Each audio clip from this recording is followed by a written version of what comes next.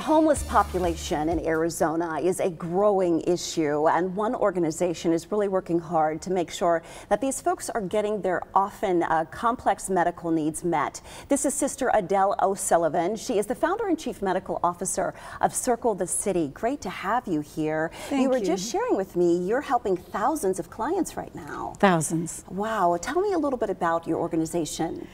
Well, Susan, we are specifically an organization that does health care with a population experiencing homelessness.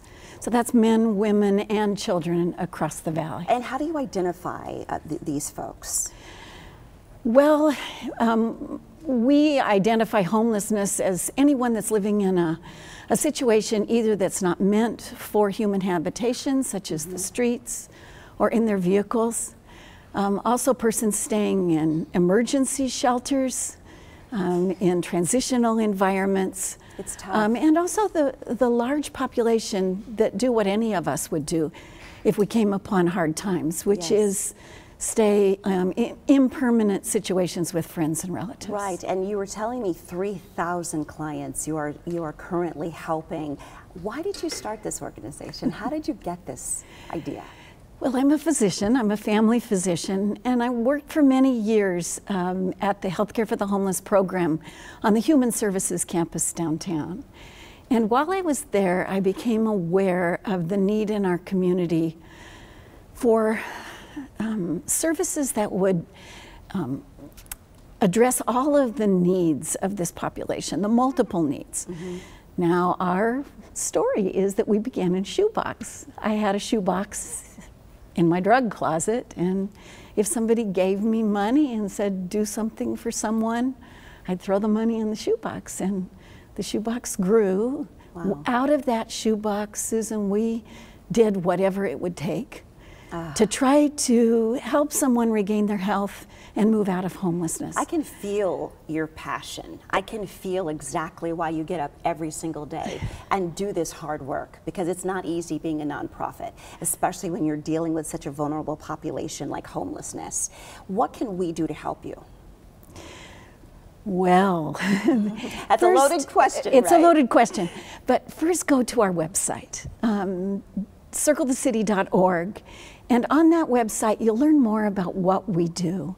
We operate a 50-bed medical respite center that's located on Indian School near 3rd Avenue in Phoenix. And out of that center, we care for the most ill, frail, and injured in a loving, compassionate environment. We need a lot of help out of that center. Volunteers, donations. If you're willing to come and do anything to help in that center, professionals that would like to volunteer, as well as come and help us in the kitchen or call bingo. Yeah. We also operate a family health center on 3rd Avenue in Osborne, and out of that program we need volunteers. Of course, we always need donations to help us with our work. There's something here we have. Kit, right, I was going to say, this is a kindness kit, and you hand these out? We hand these out through our outreach sites on the streets to anyone. You can see that this is common stuff, you know, it's a water bottle, a granola bar, chapstick, hand wipes.